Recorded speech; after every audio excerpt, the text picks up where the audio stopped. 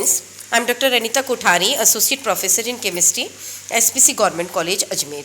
बच्चों, अपन लोगों ने इलेक्ट्रॉनिक स्पेक्ट्रा वाला चैप्टर शुरू किया। उसमें हमने स्पेक्ट्रोस्कोपिक ग्राउंड स्टेट के बारे में पढ़ा, टर्म सिंबल्स के बारे में पढ़ा, इसके अलावा मेटल की जो फ्री स्टेट्स हैं उसके बारे में पढ़ा को। फिर उसके बाद में कल हमने जो वीडियो था उसमें डिस्कस किया था spectrochemical series of the ligands, है ना।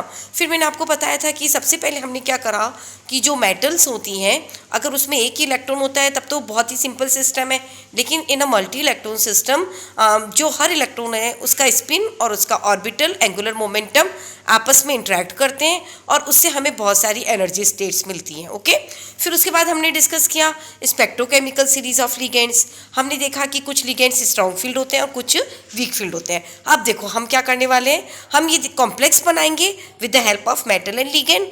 और जैसे ही लिगेंड मेटल की तरफ अप्रोच करेगा व्हाट विल हैपन कि जो लिगेंड की ऑर्बिटल्स हैं और मेटल की जो ऑर्बिटल्स हैं उनमें आपस में इंट्रैक्शंस होंगे और इस वजह से आप देखो कि जो एनर्जी स्टेट्स है वो फर्दर स्प्लिट अप हो जाएगी। ओके, तो अब हम बनाएंगे पूरा उसका एनर्जी लेवल डायग्राम्स। ओके, तो उसमें आने से पहले हम सबसे पहले स्टडी कर लेते हैं मुलिकन सिंबल्स के बारे में।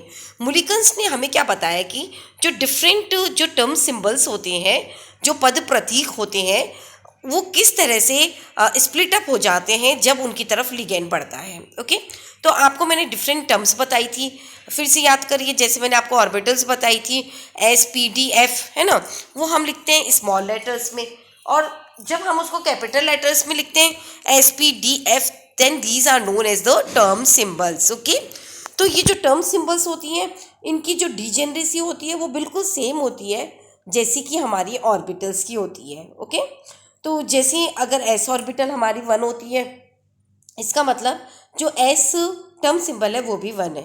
ओके, इसी तरह से P ऑर्बिटल 3 होती है तो P टर्म सिंबल है वो भी हमारा कितना हुआ, 3 हुआ। और इसी तरह से जैसे D ऑर्बिटल 5 होती है, D टर्म सिंबल भी कितना हुआ, 5 हुआ। और F ऑर्बिटल 7 होती है तो F टर्म सिंबल्स भी 7 हुआ। यहाँ तक आपको समझ में आया अच्छे से? क्या वर्ड बोला मैंने कि जो टर्म सिंबल्स होती हैं उनकी डिजेनरेसी बिल्कुल सेम होती है जैसी कि ऑर्बिटल की होती है। ओके, अब हम आगे बढ़ते हैं। हम क्या पढ़ रहे हैं, मुलिकन सिंबल्स।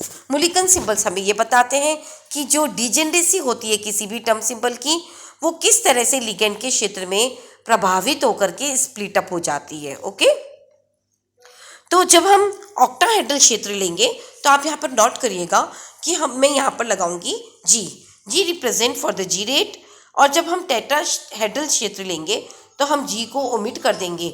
इसका कारण मैं आपको पहले भी बता चुकी हूँ कि टेट्राहेड्रल कॉम्प्लेक्सेस में सेंटर ऑफ सिमेट्री नहीं होती और ऑक्टाहेड्रल कॉम्प्लेक्सेस में सेंटर ऑफ सिमेट्री होती है, और जिनमें सेंटर ऑफ सिमेट्री होती है उसी के रेस्पेक्ट में हम जी रेट और अनजी रेट देखते हैं। एक बार मैं आपको कुछ टर्म्स का मतलब बता देती हूँ। ए, ई और टी का क्या मतलब है। ओके, ए का मतलब होता है नॉन डिजेनरेट, इसका मतलब वो एक ही पद है। ओके, ई का मतलब होता है डबली डिजेनरेट, इसका मतलब वो 2 है। और टी का मतलब होता है ट्रिपली डिजेनरेट यानी त्रिसमभ्रंश, इसका मतलब वो 3 पद हैं। ओके, दूसरी बात, जैसे मैंने आपको बताया कि टेट्राहेड्रल के में सेंटर ऑफ सिमेट्री नहीं है तो वहाँ हम जी नहीं लगाते हैं, और ऑक्टाहेड्रल में सेंटर ऑफ सिमेट्री है तो वहाँ हम जी लगाते हैं। ओके, तो आप आराम से इसको याद कर सकते हो। देखो ध्यान से, एस जो सिंबल है उसको हम ऑक्टाहेड्रल में लिखेंगे A1G। ओके, ए का मतलब एक ही है। ओके, जी मतलब क्योंकि ऑक्टाहेड्रल है इसलिए जी। पी का मतलब क्या हुआ, 3, तो मैंने लिखा T1G। क्या लिखा है, T1G। टी का मतलब 3 से, है ना। और अगर इसके रेस्पेक्टिव अगर आप टेट्राहेड्रल क्षेत्र लोगे तो आप देखो एस के लिए आपने केवल ए लिखा है ना, A1 लिखोगे। ओके, इसको आप करेक्ट कर लें A1। ओके, पी के लिए आप लिखेंगे T1। ओके, और डी को आप देखो ऑक्टाहेड्रल में है EG प्लस T2G, है ना। क्यों, देखो ई का मतलब 2 से है, टी का मतलब 3 से है, तो टोटल कितने हो गए, 5 हो गए, है ना। और जब आप टेट्राहेड्रल क्षेत्र में जाओगे तो जी हटा दो यानी E प्लस T2। ओके, अब आप F अगर आप टर्म ले रहे हैं तो देखो मैंने लिखा है A2G, T1G और T2G। ए का मतलब 1, टी का मतलब 3, फिर टी का मतलब 3, तो टोटल कितने हो गए, 7 हो गए ना भाई। अब दूसरा अगर हम टेट्राहेड्रल लेंगे तो हमने सबका जी हटा दिया इसका मतलब A2 plus T1 plus T2। Okay, तो ये हमारे कुछ मूलिकन सिंबल्स हुए हैं जो कि आप देखोगे कि जब हम ऑर्गल डायग्राम्स बनाएंगे तब हमें ज़रूरत पड़ेगी। Okay, now we come to the Orgel energy level diagrams, यानी ऑर्गल ऊर्जा स्तर आरेख, है ना। Orgel is the name of the scientist, उन्होंने ये डायग्राम्स बनाया था। अभी किस किस के बीच में बनाया, आप ध्यान से सुनते जाएं। दीज कोरिलेशन डायग्राम्स, यह सहसंबंध आरेख, are plotted in between energy which is in centimetre inverse versus D Q which is also in centimetre inverse. यानी ये जो ऊर्जा स्तर आरेख होते हैं, सह संबंध आरेख होते हैं, ये हम बनाते हैं एनर्जी जो कि सेंटीमीटर इनवर्स में है और डी क्यू जो भी सेंटीमीटर इनवर्स में है, इनके बीच में बनाते हैं। आप ये डायग्राम ध्यान से देखें। Okay, so this is the correlation diagram between energy in centimetre inverse versus D Q which is also in centimetre inverse. Okay, second point आप नोट करें ध्यान से। ऑर्गल जो आरेख होते हैं, these are plotted only in weak crystal field of ligands, यानी Orgel जो सह रेखा चित्र होते हैं वो लिगेंडों के दुर्बल क्षेत्र के लिए ही होते हैं। ध्यान से सुनिएगा, this is considered only in weak field of ligands. तीसरी जो बहुत ही इंपॉर्टेंट बात है वो ध्यान से सुनिएगा, ऑर्गल जो डायग्राम्स होते हैं दे आर वेरी सिंपल, है ना। ये डायग्राम्स बहुत ही सरल होते हैं because these diagrams include only those terms which are having their multiplicity that is corresponding to the spectroscopic ground state।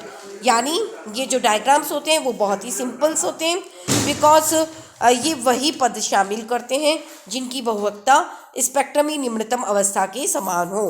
तो ये बहुत ही इंपॉर्टेंट पॉइंट है क्योंकि इससे क्या होगा, all transition will be according to the spin selection rule they are allowed, है ना। अब देखो, इसको समझाने के लिए आप पुराना मेरा वीडियो देखें, उसमें आप देखेंगे कि मैंने D2 सिस्टम के लिए जो डिफरेंट टर्म्स निकाली थी वो है 3F 1D 3P 1G और 1S, है ना।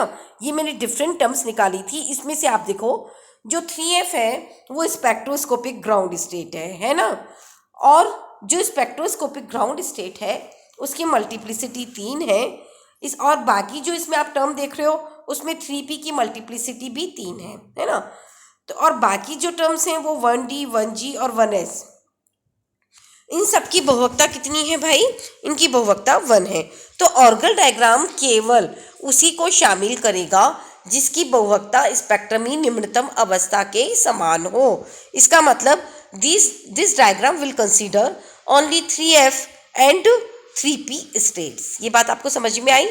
इसका मतलब क्या हुआ कि जो भी संक्रमण होंगे वो 3 से 3 में होंगे, यानी कि ट्रिपलेट से ट्रिपलेट में होंगे। और जब संक्रमण ट्रिपलेट से ट्रिपलेट में होंगे तो हम उसको कहते हैं स्पिन अलाउड ट्रांजिशन, चक्रण अनुमत संक्रमण। ओके, तो 3 बातें आप ध्यान रखिएगा। नंबर 1 पॉइंट क्या बोला मैंने, बताइएगा कि these diagrams are plotted in between energy in centimeter inverse versus dq also in centimeter inverse, number 1. Number 2, these diagram consider only the ligands which are weak filled, okay, जो weak filled ligand है उसको consider करता है। And the third and the most important point, these diagrams consider only those energy states which are having their multiplicity according to the spectroscopic ground state। यानी अगर हम D2 system लेते हैं तो इसमें हम 3F और 3P को शामिल करेंगे। यहाँ तक समझ में आया। सो this is the energy level diagram for the D2 configuration in octahedral field of ligands, है ना। तो आप इसमें ध्यान से देखिएगा, देखो ध्यान से।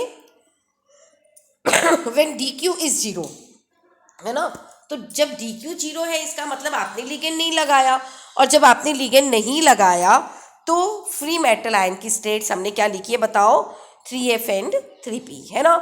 बाकी हमने सिंगलेट वाली स्टेट्स को नहीं लिखा है। ओके, नंबर 2 पॉइंट ये है कि जैसे जैसे DQ बढ़ता जाएगा एक्स एक्सेस पर, इसका मतलब हम वीक फील्ड से स्ट्रॉन्ग फील्ड लिगेंड की तरफ जा रहे हैं। इसका मतलब क्या होगा कि जो फ्री मेटल आयन की स्टेट्स है वो स्प्लिट अप होती जाएगी according to the Mulliken symbol. आप ध्यान से सुनिएगा, F के लिए मूलिकन सिंबल क्या था? T1G, T2G और A2G है या नहीं है? मैंने फिर से आपको याद करवाया था कि F जो टर्म होती है वो इसमें मूलिकन सिंबल्स के अकॉर्डिंग स्प्लिट अप होती है और वो है T1G, T2G और A2G, है ना। तो इस तरह से स्प्लिट अप हो गई। क्योंकि इसकी मल्टीप्लिसिटी 3 है तो सबके आगे हमने 3 भी लगा दिया। अब आप देखेंगे कि जो पी टर्म है वो मूलिकन सिंबल T1G में कन्वर्ट हो गई है। तो आप देखोगे कि हमारे पास में T1G दो तरह से आ रहे हैं। एक तो हमारे पास आ रहा है F टर्म से, तो हमने ब्रैकेट में लिख दिया F, और दूसरा आ रहा है P टर्म से, तो हमने लिख दिया P। All transition will take place from the ground state, और वो है हमारी 3T1GF, है ना। तो 3T1GF में 3 संक्रमण हो रहे हैं। आप ध्यान से देखिएगा, पहला संक्रमण है 3T1G2 के अंदर, देख रहे हैं आप। दूसरा है संक्रमण 3T1GF से लेकर के 3A2G में। तीसरा है 3T1GF से लेकर के 3T1GP के अंदर हो रहा है ना। तो इस तरह से आप देखेंगे कि 3 ट्रांजिशंस हो रहे हैं और हमारे स्पेक्ट्रा में हमें 3 पीक मिलेगी। ओके, तो आप यहाँ देखिएगा, मैंने ये तीनों ट्रांजिशंस आपको इस तरह से शो कर रहे हैं। सारे 3T1GF से हो रहे हैं और आप देखेंगे कि सारे संक्रमण में बहुलकता 3 है, यानी संक्रमण ट्रिपलेट से ट्रिपलेट में हो रहा है। Hence all transition are spin allowed transition. Okay, triplet से ट्रिपलेट में हो रहे हैं। अगर सपोज हम D2 विन्यास की में स्पेक्ट्रा में मैंने आपको कहा 3 बैंड मिलते हैं क्योंकि 3 ये ट्रांजिशंस हो रहे हैं इसके अंदर। ओके, लेकिन अगर हम सपोज 3F पद लेते और सारे दूसरे पदों को शामिल करते तो ट्रांजिशन कहाँ से कहाँ होता? 3F से 1G में होता, 3F से 1G में होता, 3F से 1S में होता। तो आप देखो ये ट्रिपलेट से सिंगलेट होता ना, और ये सारे क्या हैं? चक्रण वर्जित संक्रमण है। क्या है? स्पिन फॉरबिडन ट्रांजिशंस हैं, वो इसमें नहीं होते। ओके, अब आप एक और क्वेश्चन में आपसे बताती हूँ कि जो हेक्सा एक्वो मैग्नीस 2+ होता है, ये एक वीक फील्ड के अंदर इस संकुल में Mn+2 का जो कॉन्फ़िगरेशन है वो D5 होता है। और अगर आप इसकी स्पेक्ट्रोस्कोपिक ग्राउंड स्टेट निकालेंगे तो वो 6A1G आएगी, है ना। आप निकाल के देखना, कैलकुलेट करवाई थी मैंने। D5 के लिए हमेशा S टर्म आती है और जब S टर्म आएगी तो सिंबल A ही आएगा।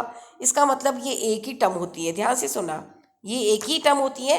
And since there are 5 unpaired electrons are present in manganese +2, hence the multiplicity is 6, है ना। मैंने आपको बताया था कि जो मल्टीप्लिसिटी है that is number of unpaired electron +1, यानी इसकी मल्टीप्लिसिटी 6 हुई। और आपको पता है कि ये मैक्सिमम मल्टीप्लिसिटी है और इससे संबंधित मल्टीप्लिसिटी किसी और टर्म्स की नहीं हो सकती। और यही कारण है कि इसमें जो जितने भी ट्रांजिशन होते हैं वो स्पिन फॉरबिडन होते हैं। और यही कारण है कि मैग्नीस +2 की जो कॉम्प्लेक्सेस होते हैं वो बहुत ही हल्के रंग के होते हैं। तो बच्चों की हमने जनरल बताया आपको अबाउट द मूलिकन सिंबल्स। ये बताया कि किस तरह से मेटल की जो टर्म्स होती हैं they get split up in the field of the ligands according to the Mulliken symbols.